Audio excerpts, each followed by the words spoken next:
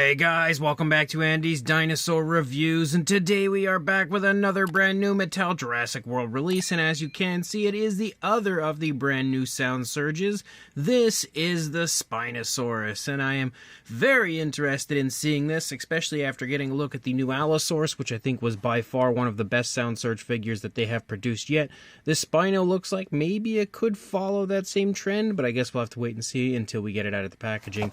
As far as the packaging goes, you can, of course, see the name and everything of the dinosaur down here, and then as you move up you have the Jurassic World logo in that little like kind of window area showing off the figure that is contained within, and then you also have the back of the packaging, which again shows off the Spino, but also kind of like a little advertisement down here for the other two in the line, which is the Carnotaurus and Allosaurus. Again, the Carno looks to be the same one that we've had a few times now, but the Allosaurus is definitely brand new, which I do have a review up on the channel for as well. So let's pop this box open and check it out. So here is our Spinosaurus now, and as you can see, one side is going to have all of the ugly areas that are very unnecessary for the sound and stuff, but when we turn it to the other side, we have a much nicer looking version of the Spinosaurus. And I will say, you know, it's not quite as exciting in my opinion as what we had seen with the actual Allosaurus and everything, but the Spino does look pretty good, and it kind of follows the same color scheme as the larger version in the Mattel line, the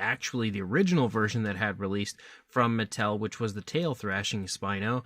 It pretty much has the same sort of like patterning up there in the sail, but just not much in the way of coloration as per usual when it comes to these figures. So I'm going to go ahead and readjust the camera here just a little bit, and we'll bring it up, start here in the head sculpt. You can see, starting in the head sculpt, when my camera focuses, there we go, that the skin texture actually looks really good, really quite vibrant. One thing I notice instantly that I actually really like is that there's a scar that kind of moves through the face. It almost looks like it starts up here, and then you have another one down here, so like a scar or an injury or something along those lines.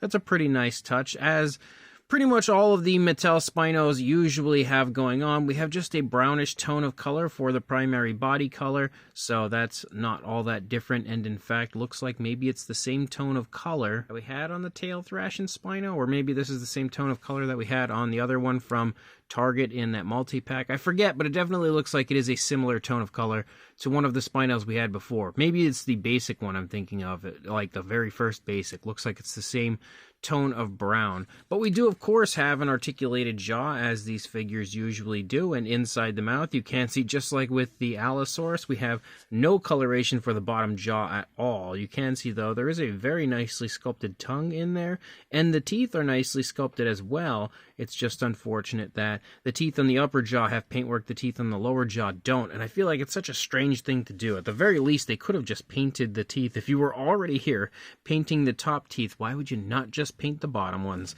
And with the Allosaurus, at least when the mouth was closed, you could hide it. However, with the Spino, when the mouth is closed, you do have like those interlocking teeth, so you can still very easily see the teeth are, again, unpainted on the lower jaw. But the teeth are, as far as the teeth on the upper jaw, painted with a yellowish tone, and as you move back there into the eye area, you have a yellow eye, pretty much the same tone of color pretty much that you have for the teeth.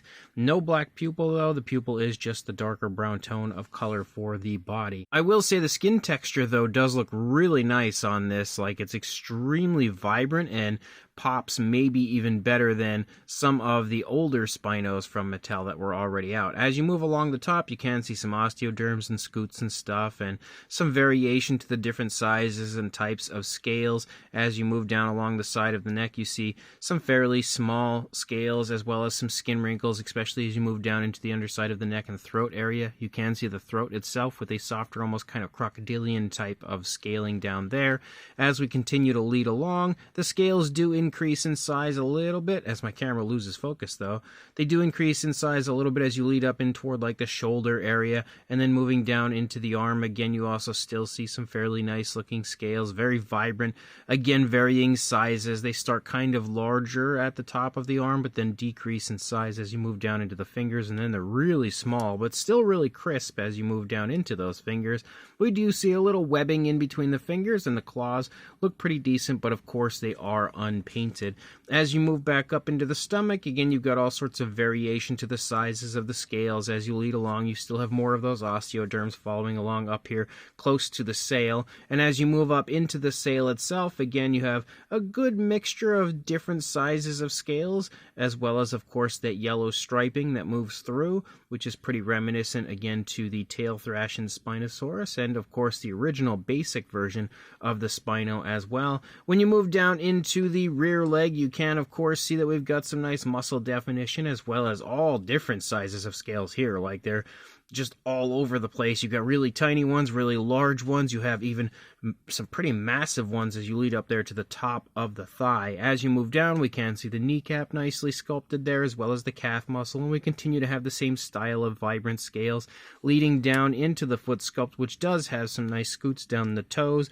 There isn't any sort of webbing, though, to the toes on the feet of the Spinosaurus, which honestly I would have liked to have seen, because most Mattel dinosaurs' feet kind of all look the same, so it would have been nice just to see a little bit of difference on the foot sculpt of this one, you know, compared to a lot of the others. But it is what it is. As you move out here into the tail, you can see a little bit of a different style scaling here leading up, as well as a different style, of course, on the underside. On the underside, we have that very kind of crocodilian style scaling, but here we have very interesting, almost like snake-like scaling here that's quite small. And then as you move up, you start to see a little bit more of like that standard type of scaling that we've seen through the course of the body, which you definitely see up here on the top of the paddle-like tail, as well as more osteoderms leading out. And again, the nicer kind of crocodilian style scaling moving along the underside, as well as a nice curve to the tail. The tail is absolutely short, like significantly shorter than it should be.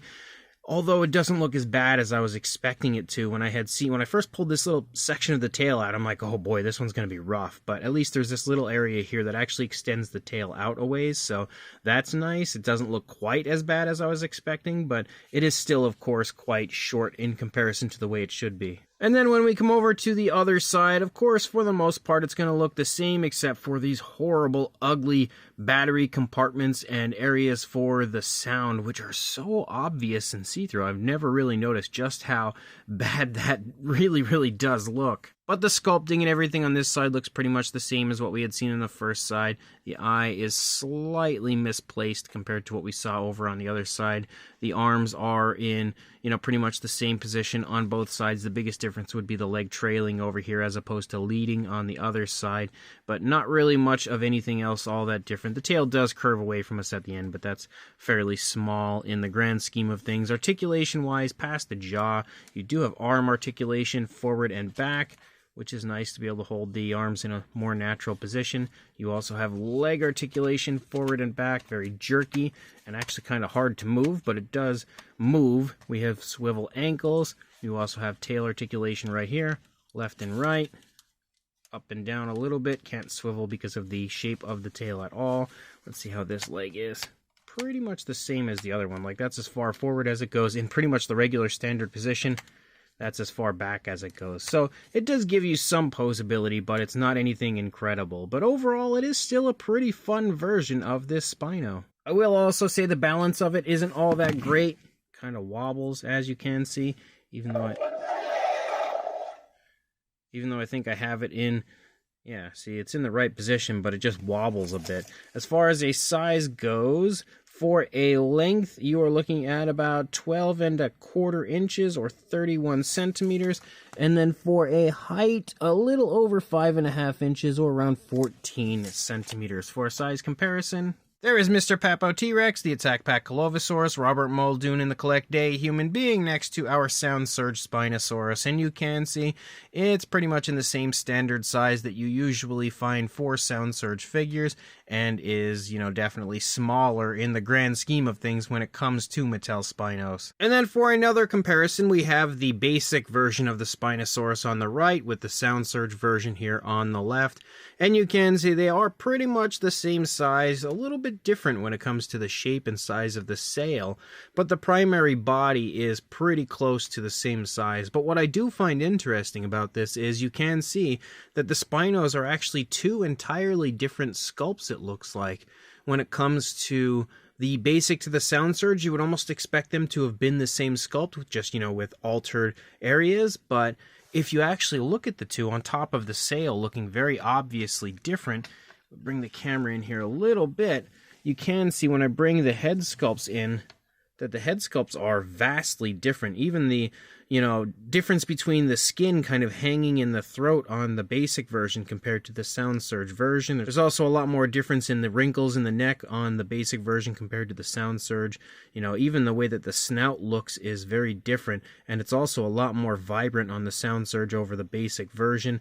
You could see difference in the way that the scales and osteoderms are sculpted out here on the top of the neck. So actually a good bit of difference. Even like the skin of the legs is vastly different. The skin on the arms is vastly different. I kind of expected these two to potentially be like the same figure, just, altered a little bit, but in reality, the Sound Surge version is actually an entirely different sculpt.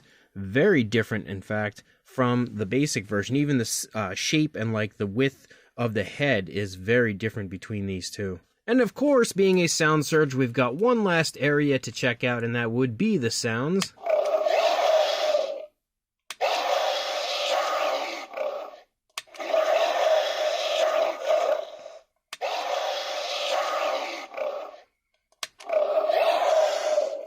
So just some random grunts and groans for the most part. You've got a little button here on the back of the sail leading into the tail that you would push. But as you can see, when it comes to these figures, it's only sound. You have no action feature or anything associated with it, which is actually kind of fun because then you can, articulate the jaw however you would like. But the sounds are pretty decent, I guess, as far as what they are. So this brand new Mattel Jurassic World Sound Surge Spinosaurus, technically Jurassic World Rebirth, even if the labeling on the packaging doesn't say so, but obviously it's the Rebirth Spinosaurus, is pretty cool. And, although it's got the continuing issues of Sound Surge, like the for no reason whatsoever ugliness of the left side where they put the battery compartment and everything when they could easily put that on the underside, it does still have a really nice sculpt on it.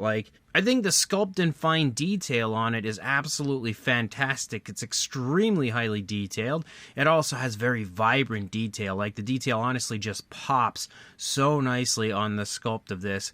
I would honestly say it's got to be one of my favorite versions of the Spinosaurus sculpt-wise that we've seen from Mattel. Obviously, it's not my favorite version overall. I think when it comes to the Rebirth Spino, it would probably still be the tail thrashing version, but it is still a really neat looking addition to my Jurassic World Rebirth Spinos from Mattel. The paintwork is of course very lackluster. It always is when it comes to Sound Surge, and very lazily done. I kind of hope they reuse this sculpt and give it to us in the basics in the future, because I would actually like to see this one again and, have the opportunity to be able to repaint it and have it still look pretty good without the ugly sound area and battery compartment and stuff on the other side. It does have some articulation, but that's pretty basic. Again, it's basically what these are basic figures with a little bit more advanced, articulation like the jaw and the sound aspect, but they're basically just basic figures with sound. So the articulation isn't really anything that great. The actual paintwork isn't really that great, and you do of course have sounds, but even that's not all that incredible. However, it is still, in my opinion, one of the best sculpted Jurassic World Rebirth Spinos to come from Mattel so far. So if you are interested in this, I found this along with my Allosaurus at Ross of all places. So check your local Ross. Hopefully they'll have it there and you can grab it and add it to your collection. Otherwise, like, comment, and subscribe, and I will see you in the next review. Thanks for watching.